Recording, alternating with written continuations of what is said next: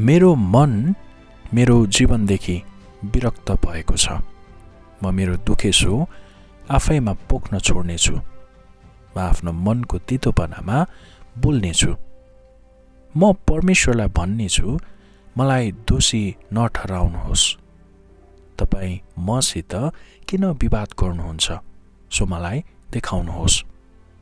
कि थिचोमिचो गर्नु, आफ्नो हातको कामलाई तुच्छ ठान्नु र दुष्टहरूको सल्लाहमाथि चम्कनु तपाईका निम्ति असल हो र? के तपाईका आँखाहरू मासुका छन् र? अथवा के तपाईँ मानिसले हेरे झैं हेर्नुहुन्छ र? के तपाईका दिनहरू मानिसका दिनहरू जस्तै छन्, वा तपाईका वर्षहरू मानिसका दिनहरू जस्तै छन्? र तपाईँ मेरो अधर्मको विषयमा सोधखोज गर्नुहुन्छ र मेरो पापको खोज तलास गर्नुहुन्छ। म दुष्ट छैन भनी तपाईलाई थाहा छ, अनि तपाईको हातबाट छुटाउन सक्ने कोही पनि छैन। तपाईका हातहरूले मलाई आकार दिए र एकसाथ चारैपट्टि मलाई बनाए, तर पनि तपाईले मलाई नाश गर्नुहुन्छ।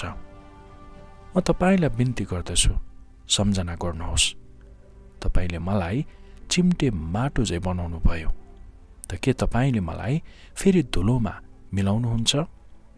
के तपाईले मलाई दूध झैं खनाउनु भएको छैन र मलाई छेना झैं जमाउनु भएको छैन र?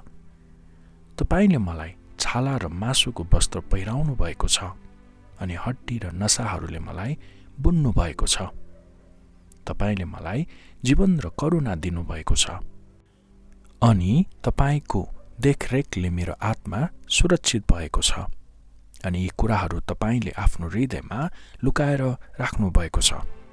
म जान्दछु तपाईसित यो कुरा छ।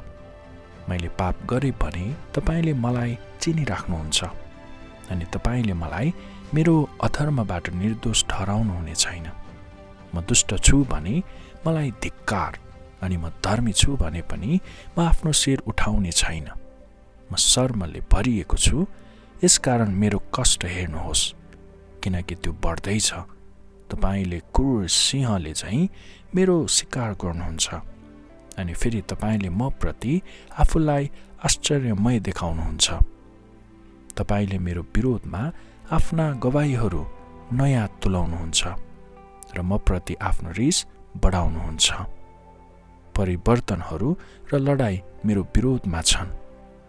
तब तपाईले मलाई किन गर्भबाट निकाल्नुभयो? मैले प्राण त्यागेको र कुनै आँखाले मलाई नदेखेको भए त हुने थियो। म त नभएकै हुनु पर्थ्यो। म त गर्भबाट चिहानमा ल्याइ पुर्याइनु पर्थ्यो। कि मेरा दिनहरू थोरै छैनन् र?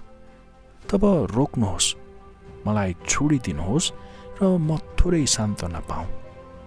अन्धकार र मृत्युको छायाको देश जानुभन्दा अघि जहाँबाट म फर्कने छैन। एउटा अन्धकारको देश जो अन्धकार झैं छ, एउटा मृत्युको छायाको देश जहाँ कुनै सुव्यवस्था छैन र जहाँ उज्यालो अन्धकार झैं छ।